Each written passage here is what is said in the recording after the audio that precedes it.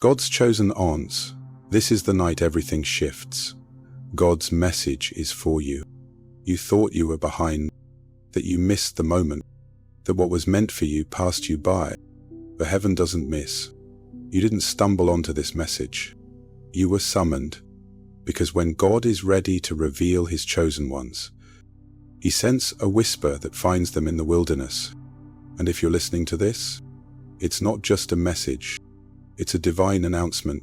If you are God's chosen one, this message was written in heaven, with your name on it. When the delay felt like denial, it started with a clock, not a loud one, not even visible, just the ticking in her spirit.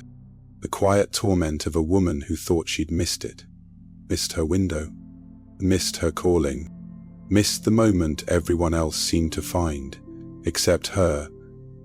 Grace sat by the window of her apartment, rent due, heart heavy.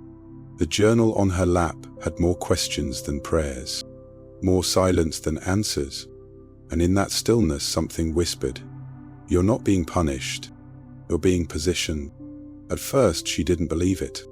How could delay be love? How could closed doors be kindness? But slowly, painfully, the truth began to surface. God hadn't rejected her, he had hidden her, because what he was building inside her couldn't survive the spotlight too early. She wasn't behind. She was being prepared. Think of Noah, building something that made no sense until the rain came. Think of David, anointed in secret, then sent back to the sheep. It wasn't demotion, it was divine development. And now, in the soft ache of her spirit, Grace finally saw it. The waiting wasn't wasted. It was worship.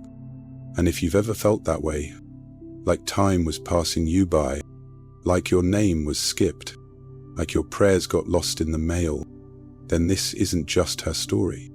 It's yours too, because what felt like delay was actually a signal. Heaven is getting ready to reveal you. Part 1. The moment that wasn't random.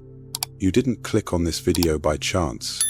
You may have thought it was just another scroll, another late night distraction. But this was a divine interception. Heaven knows how to find you, even in the digital noise, even when your heart is tired and your mind is wandering. Because God doesn't need a cathedral to speak.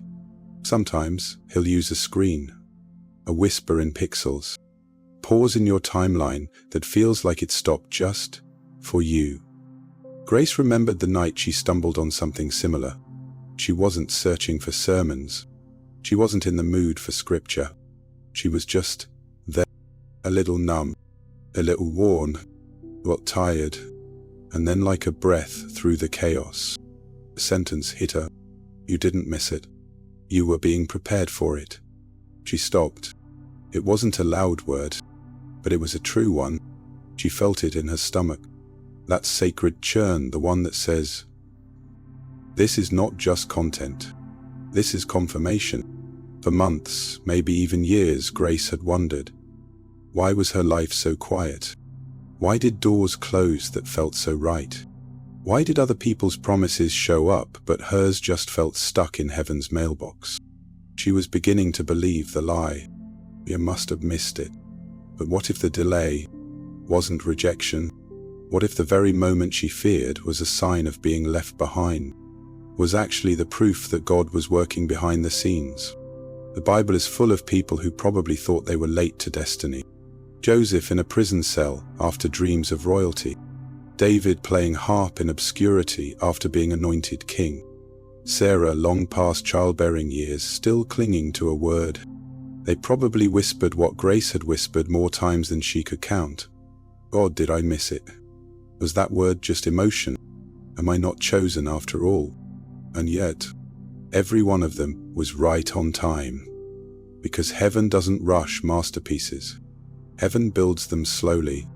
Grace started seeing her life differently. Not through the lens of delay, but through the lens of design. That broken relationship, protection. That lost job, redirection. That quiet year when nobody called, a spiritual retreat disguised as rejection. It wasn't random. It was rhythm, heaven's rhythm.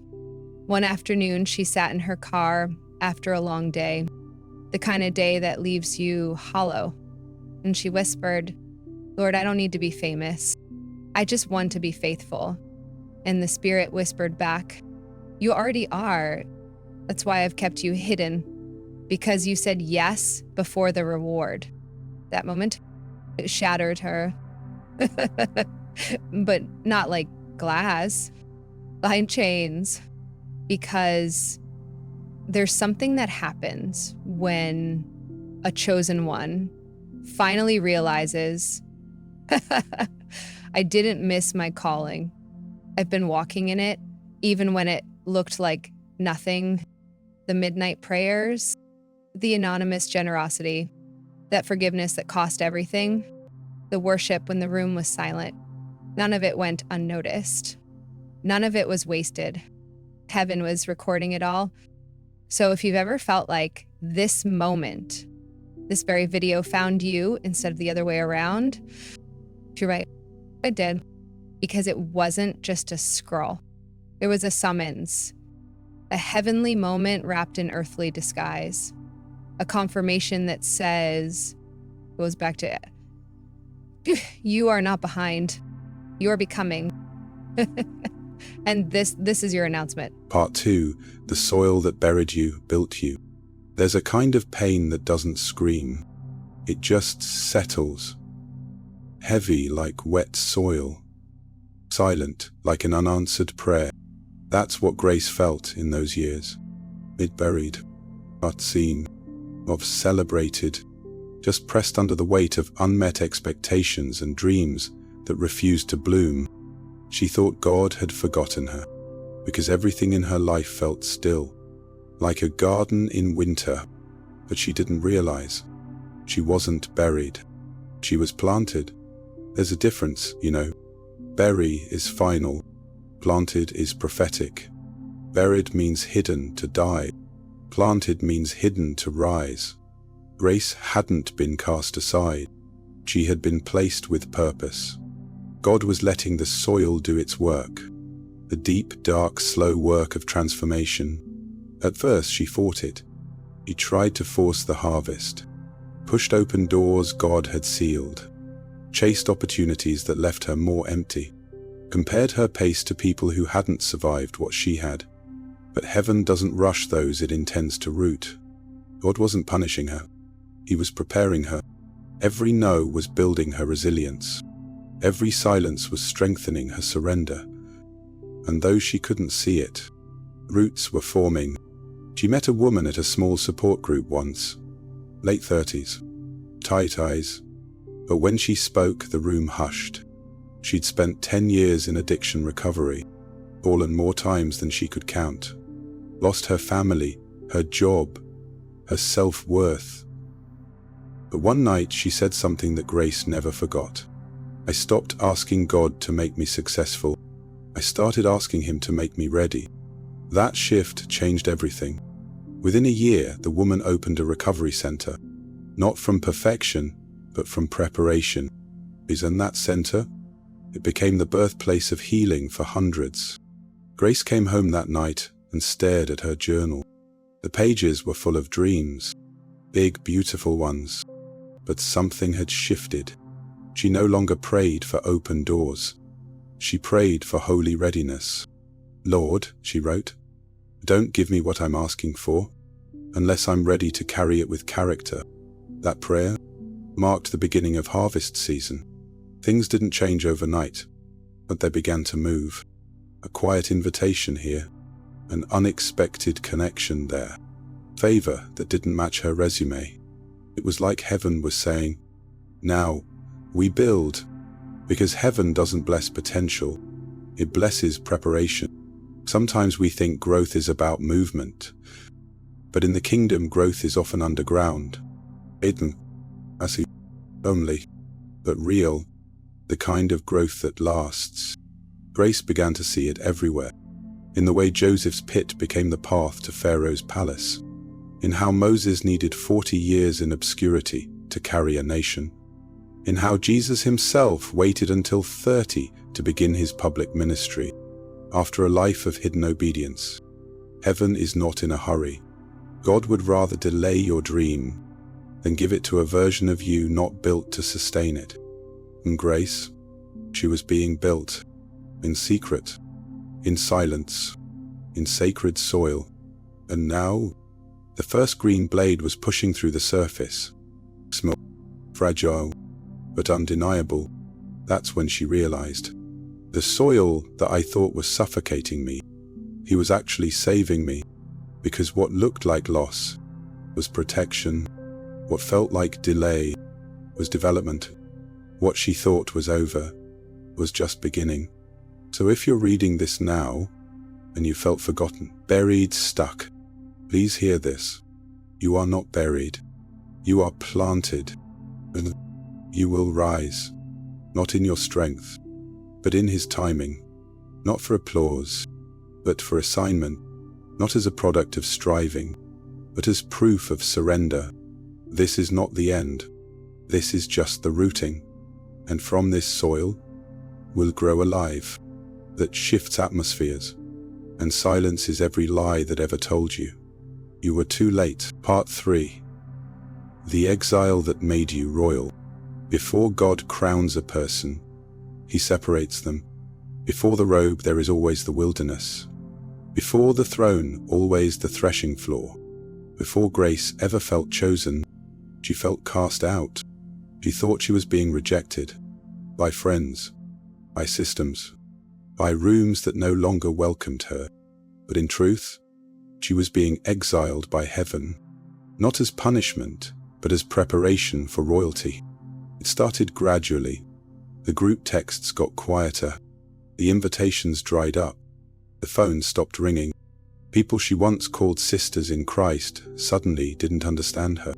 Her presence became too intense, her boundaries too much, her silence strange. What they didn't know was that Grace wasn't becoming arrogant.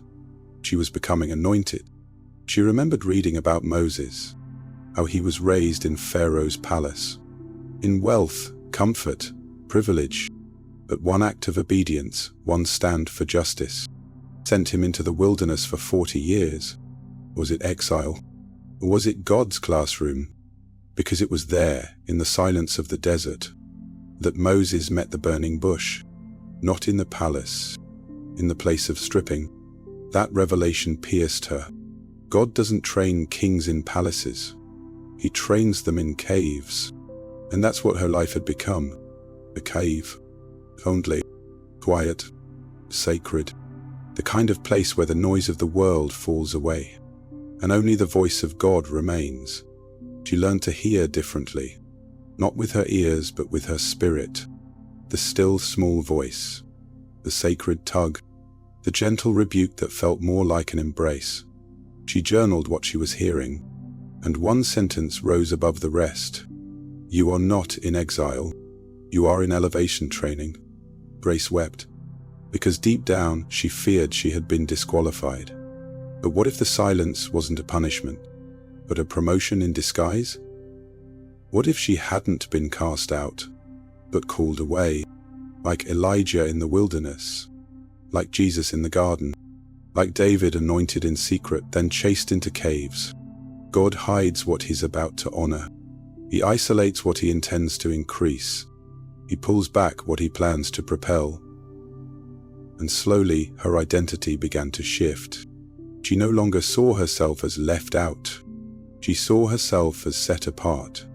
Like Esther, chosen not for comfort, but for kingdom impact.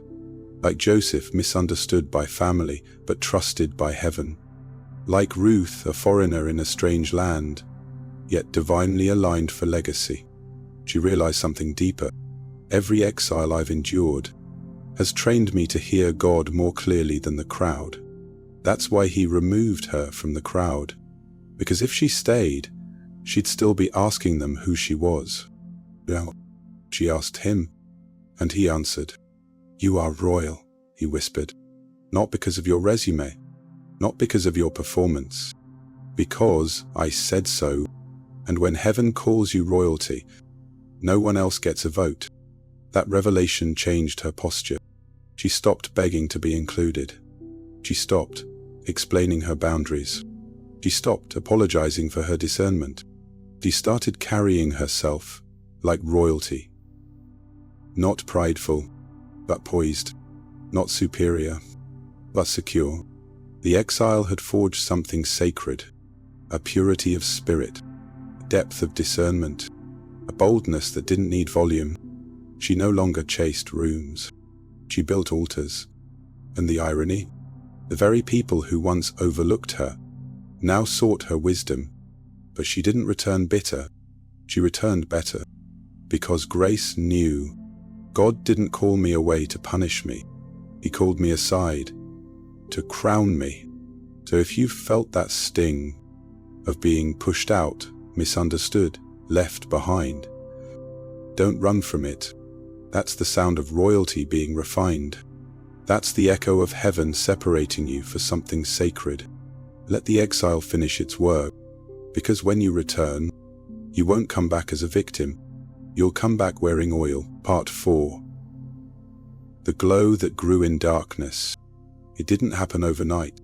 There was no flash of light, no trumpet sound, no angel appearing at the foot of her bed. And yet, one morning Grace looked in the mirror and barely recognized herself, not because her face had changed, but because her light had. There was a glow now, not the kind that comes from makeup or a perfect night's sleep, not from success or followers or applause. This glow was quieter, deeper, undeniable. It wasn't something she had created. It was something she had carried through fire, because light forged in darkness shines differently, not to impress, but to heal, not to draw attention, but to announce redemption. Grace had learned the secret. You don't have to say you're chosen. When you are, the room already knows. She had walked into places where conversations stopped, not because she demanded anything, but because the atmosphere recognized what she carried. Peace, discernment, a quiet authority that only comes from wrestling with God in the dark. People would ask, "How are you so calm? Why do I feel safe when you're around? What is it about you?" She never had the perfect answer, but inside she knew, this isn't about me, it's about who walks with me. She thought of Moses again. How, after encountering God on Mount Sinai, his face radiated, so much so that he had to wear a veil. The people couldn't handle the glory. Grace hadn't climbed a mountain. She hadn't held stone tablets. But she had been with God, in rooms no one saw, on nights where only her pillow knew her tears. And the evidence was on her. She didn't shout her testimony. She lived it. Her peace preached. Her posture prophesied. Her stillness became sanctuary. She no longer chased approval. She carried presence. She remembered the line from Isaiah 60. "Arise, shine, for your light has come, and the glory of the Lord rises upon you." And for the first time, she believed it was about her, not just spiritually, but tangibly. Because chosen ones carry light, not because they're perfect, but because they've been pressed. And what's been pressed can no longer pretend. It must glow. And the darkness, it had tried to steal that light. Oh, how it tried. Through betrayal, rejection, loneliness so thick it wrapped around her like chains. But the deeper the dark, the stronger the fire. Grace didn't just survive the shadows. She absorbed heaven in them. Now her smile wasn't performance, it was prophecy. Her silence wasn't passive, it was powerful. Her presence, a mirror for others to see. That healing is real, that peace is possible, that God still dwells in everyday people. She became the kind of person who could walk into a hospital room and make the air feel lighter, who could sit beside someone in grief and say nothing yet minister everything, because she carried what couldn't be taught. She carried glory. And friend, if you've walked through a season so dark, You wondered if anything good would survive it. Let me tell you what grace now knows. God doesn't waste darkness. He weaves light from it. You don't glow because you've never known pain. You glow because you've known it and didn't let it harden you. This light in you, it's not cosmetic. It's not curated. It's been forged. And now you carry it not for attention, but for assignment. You're not here to impress. You're here to illuminate, because the world is darker than ever. And you're proof that light still lives. Part 5. The activation that unlocked everything. There is a moment in every chosen one's life where the waiting ends. Not because everything around them changes, but because something within them does. For Grace, that moment came without warning. No angels singing, no viral breakthrough, no spotlight, just a whisper in her spirit, so clear it shattered her fear. You don't need permission, you need activation. Until then, she had been waiting for the perfect time, waiting for the right platform, waiting for someone, anyone to recognize the anointing she had tried so hard to hide. Matthew began, but God was done waiting. He wasn't going to let her spend another day begging for what had already been given, because what unlocks destiny is not performance, is agreement. And Grace finally came into agreement with heaven, not just with her lips, but with her life. She stopped shrinking to stay comfortable. She stopped playing small to make others feel big. She stood up, looked in the mirror, and for the first time in years, she said out loud, "I am chosen, and I believe it." And the moment she said it, something in the atmosphere broke. No, the bills didn't vanish. No, the critics didn't fall silent. No, the struggle didn't immediately dissolve, but the delay did. Spiritually, it was as if God had been waiting for her to finally touch the doorknob of faith, so he could swing open the gates. She began to move differently. Decisions were made with clarity. Words flowed with authority.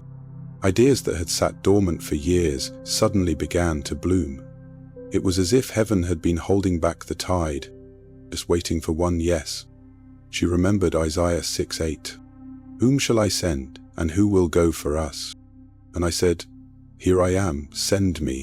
Grace used to think that moment belonged to prophets, but now she saw it belonged to every obedient soul who dared to say yes in the dark. From that yes came flow. Emails answered themselves, dreams reignited, dead relationships either resurrected or released. It wasn't force, it was flow, because activation doesn't hustle, it aligns.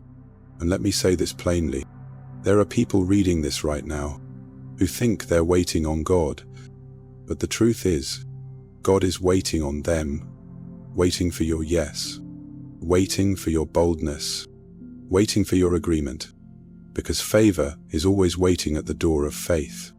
Activation doesn't mean ease, but it does mean movement, and movement attracts heaven's resources. Grace noticed that what once took months began to happen in days. Connections formed without striving. Opportunities found her instead of her chasing them, and all because of one thing. She finally believed she was ready, not because she was perfect, but because she was positioned. Heaven doesn't wait for perfection. Heaven waits for surrender. There's a power in that shift from survival to stewardship. Grace stopped asking, "God, when will you move?" and started declaring, "God, I trust you. Already moved now, I'll walk in it." And walk she did, into rooms she never thought she'd enter, into roles she once thought she'd forfeited, into freedom she didn't know she was allowed to feel. Because here's the secret no one tells you.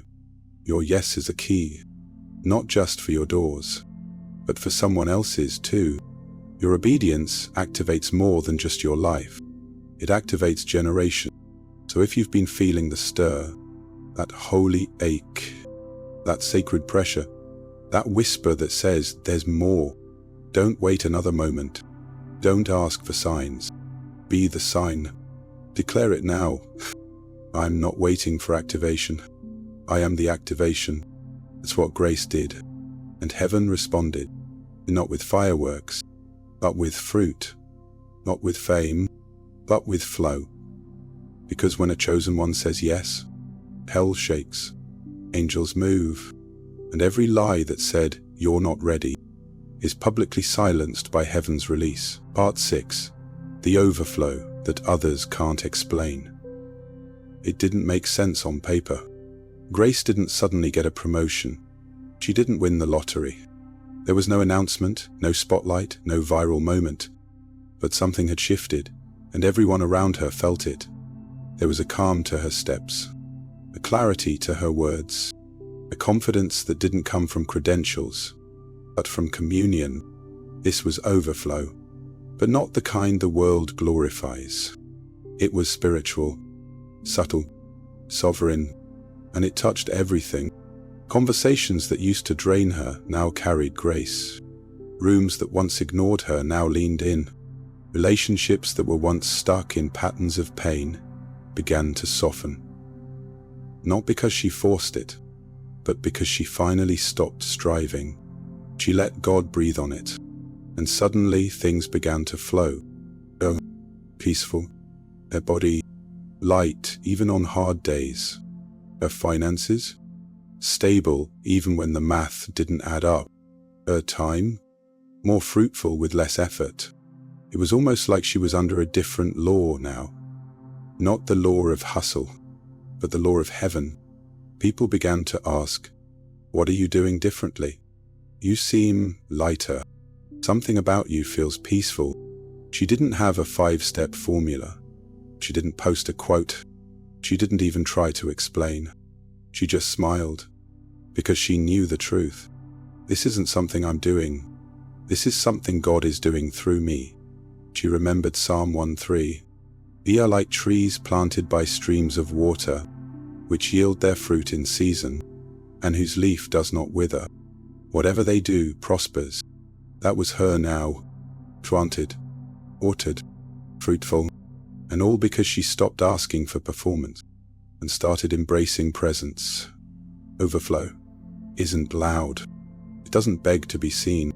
It's recognized in how people feel around you, in how peace follows your footsteps, in how hope rises in others just by hearing you speak. It's the oil that drips from intimacy with God, not ministry, not activity, but intimacy. This wasn't about ego. It was about evidence. She was evidence that you could survive storms and not smell like smoke, that you could be delayed and still arrive on time, that you could carry peace, even when the world is at war. Grace's life began to bloom. She didn't have to knock down doors. They opened. She didn't have to chase approval. God surrounded her with divine alignment. She saw it in the little things, a random message that confirmed what she prayed, an open door she wasn't qualified for but favored for, a burden she used to carry alone, now lifted by someone she barely knew. It wasn't coincidence. It was convergence. Heaven was aligning it all. But let's be clear, overflow isn't just about receiving. It's about becoming. You become the well, the safe place, the unexpected oasis in someone else's desert. Grace began noticing people lingered when she entered rooms. Strangers opened up in grocery aisles. Broken hearts found rest in her words. Because the overflow wasn't just blessing her, it was flowing through her. She was becoming what God always intended: a vessel, a lighthouse, a living sermon. And that's the truth about divine overflow. It's not about excess. It's about evidence. You don't hoard it, you release it. You pour it out, not because you're trying to be good, but because it's who you are now. So if people are starting to notice something different about you, if favor is finding you in strange places, if peace has become your default, not your goal, then you too are in overflow. Don't apologize for it. Don't shrink from it. Don't try to explain it. Just walk in it. Because this is what happens when a chosen one stops surviving and starts stewarding. Part 7. The blueprint hidden in the fog. There was a season when Grace couldn't see anything clearly. The fog was thick. Decisions felt like guesswork. Every path looked like a question mark. She wasn't faithless, she was just tired. Tired of praying without answers. Tired of hoping without results. Tired of walking forward without a map. But what she didn't realize then was that even the fog had function. Sometimes God hides the blueprint, not to punish you, but to pull you closer. Because if you could see the whole plan, you'd be tempted to run ahead of him.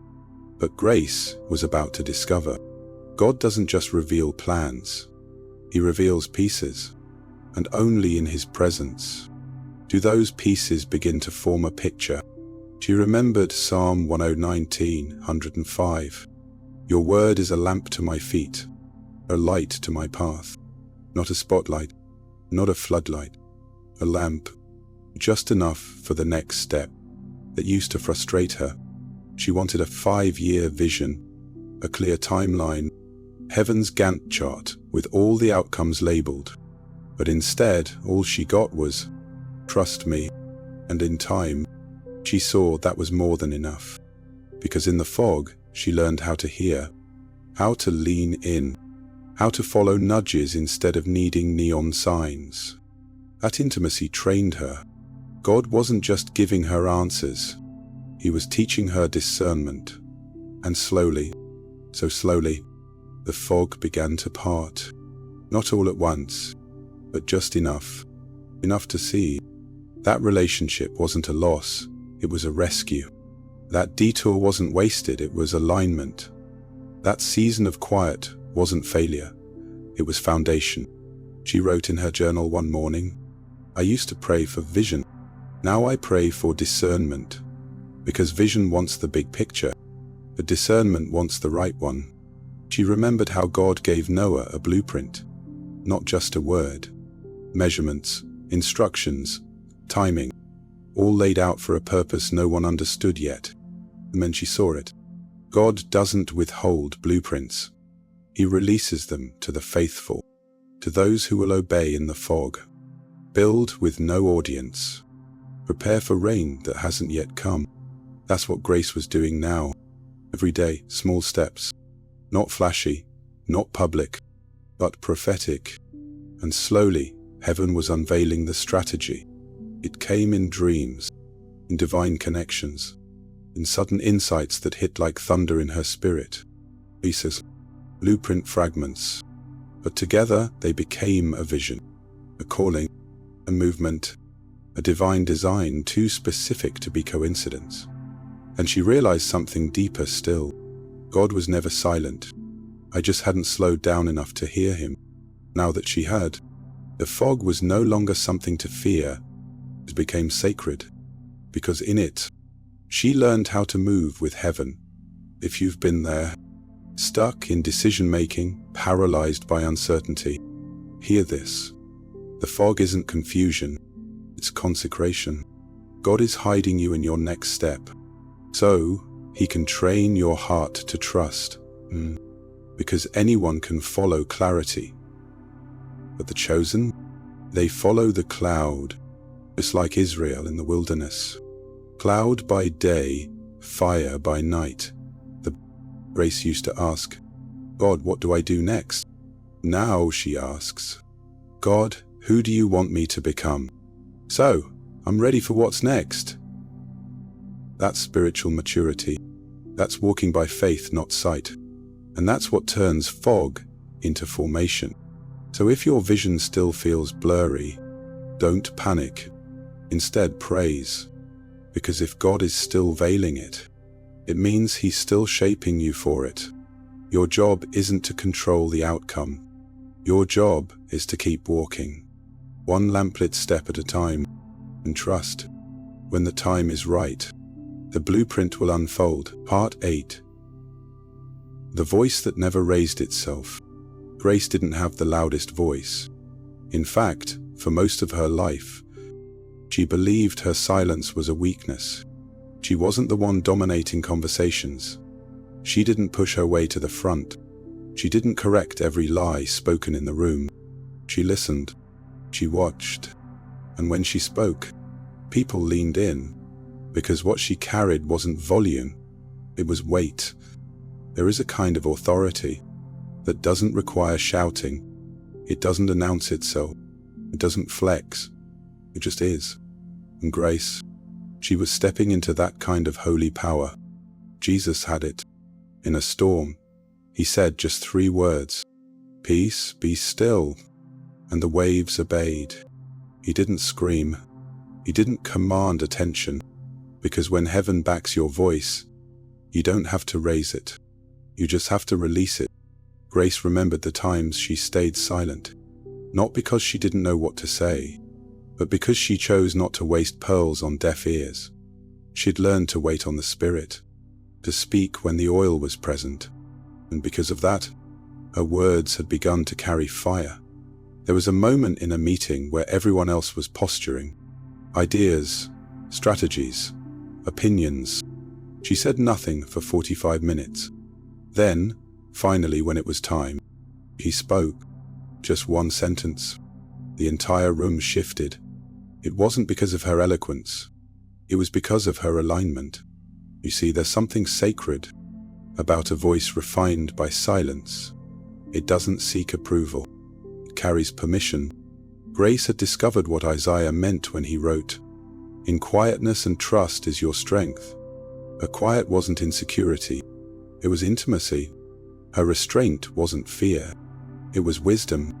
She had once begged God to give her boldness. She thought boldness meant volume, but what God gave her instead was clarity. And clarity has a sound. It doesn't compete. It commands. She watched how Jesus handled opposition when falsely accused. He said nothing. When Pilate tried to manipulate him, he answered with 1 sentence.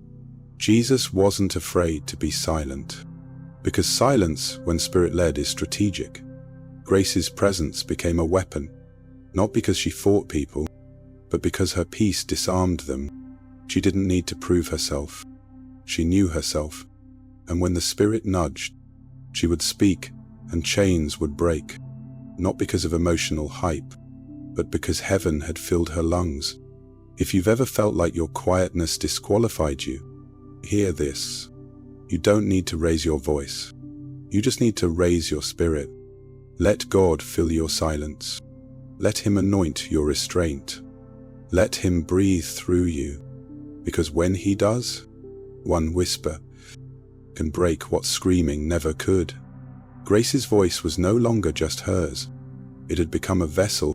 When she prayed, people wept. When she corrected, shame didn't rise. Healing did.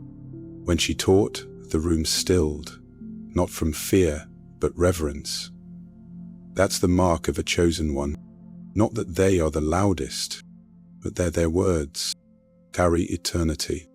So the next time the enemy tells you you're too quiet, too soft-spoken, too sensitive, remember this. God doesn't anoint noise. He anoints truth. And when that truth flows through your yielded vessel, your voice becomes a trumpet in the Spirit, even if it never breaks a whisper. Part 9. The shadow that became a signal. There was a time when Grace feared the shadows, not the physical dark, but the spiritual hiddenness, the feeling of being unseen, unacknowledged, uninvited. She watched others rise. We watched them build, post, be praised. And she wondered, God, what about me? Because she had gifts. She had oil. She had obedience. But no one seemed to notice, or so she thought. What she couldn't see then was that the shadow she lived in wasn't rejection. It was refinement. God was using the shadow as a shelter, a place to protect her while He formed her. She began to see it in Scripture.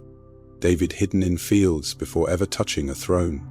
Joseph shadowed by prison before standing beside Pharaoh. Mary carrying the Savior inside her, before anyone saw the miracle. And then she realized, hiddenness is not the absence of favor, it's the preservation of it. One night in prayer, she wrote this: Lord, even if no one sees me, let my shadow still reflect you.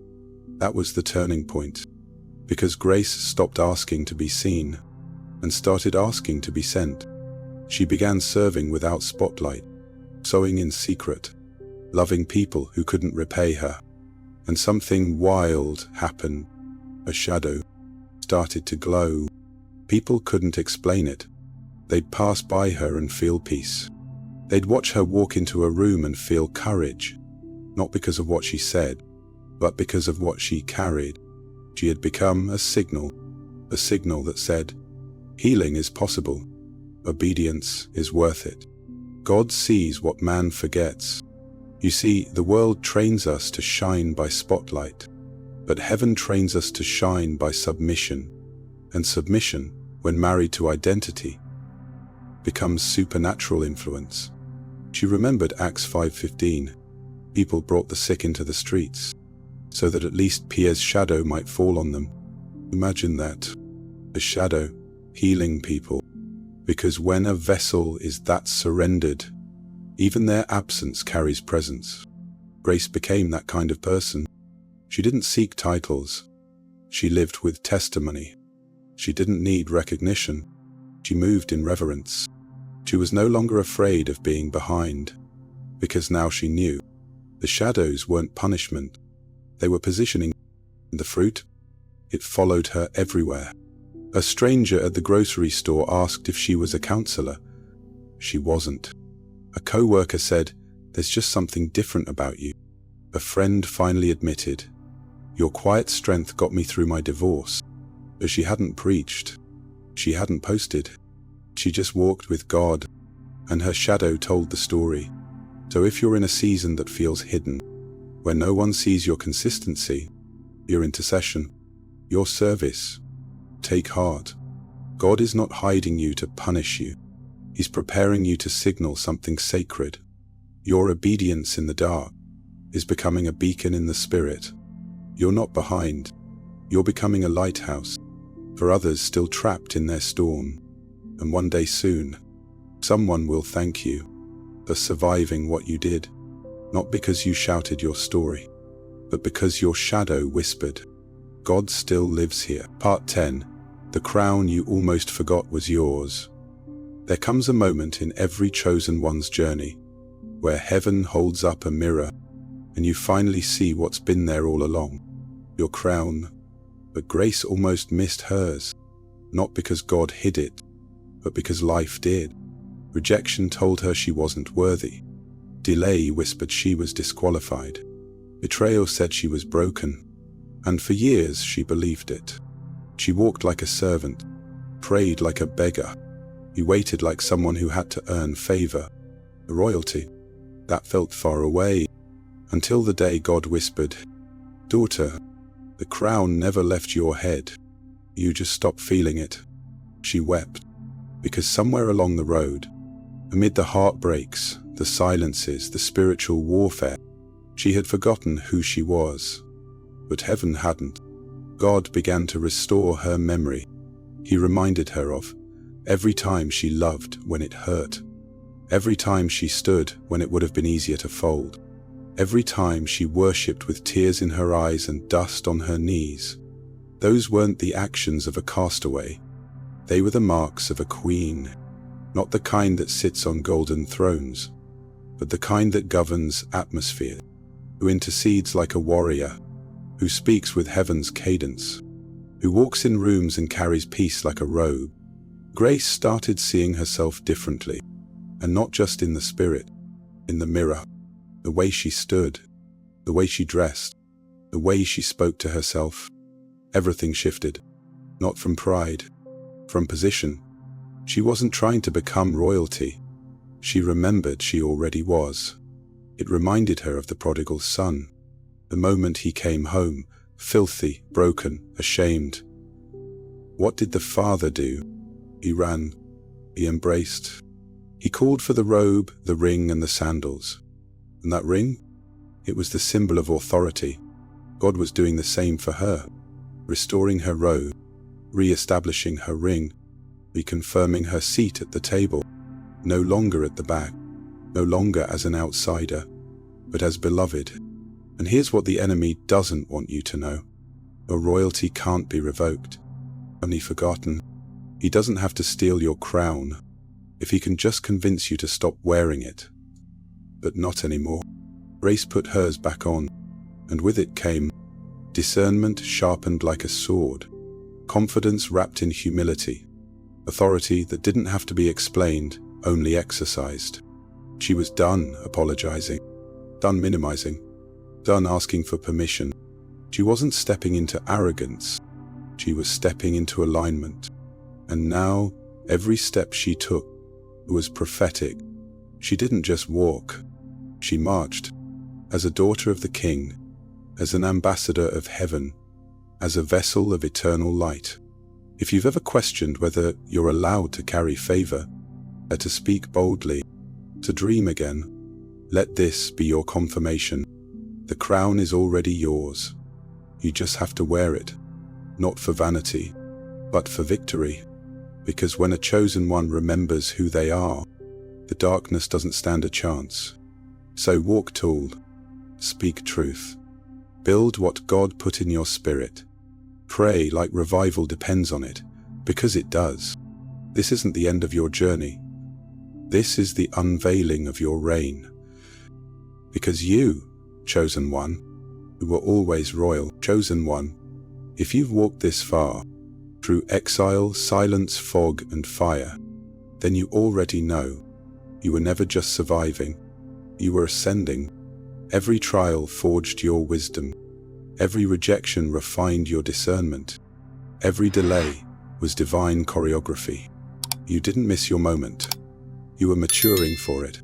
And now, the fog has lifted, the light has shifted, and the crown, it no longer feels foreign.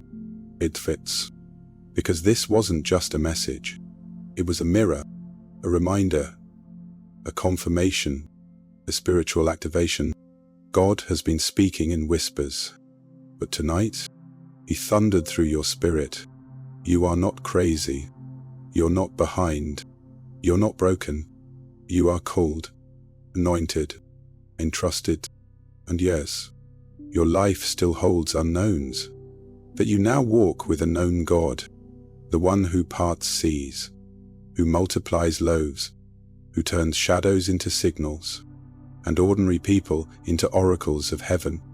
Let this truth mark you forever.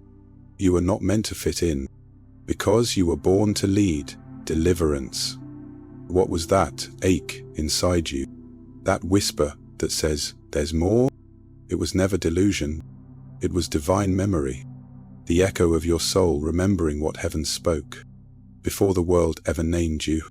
So rise, not in your own strength, but in the strength of the one who formed you. Walk like someone who's been in the fire, and came out glowing. Speak like someone who knows God stands behind them. Pray like someone who believes atmospheres can shift, because they will. Hidden seasons are holy seasons. God hides what He intends to honor. Obedience will unlock more than opportunity, it will unlock identity. Your silence isn't weakness. It's the sacred space where your authority is born. Overflow isn't about what you have. It's about what flows through you. You don't need more signs. You just need to say yes and walk. The fog is not the enemy. It's the invitation to listen more closely. Your story is your sermon, and someone else's survival depends on your courage to tell it. If this message stirred something deep in you, if your spirit whispered, "This is me," at any point, then don't just scroll away.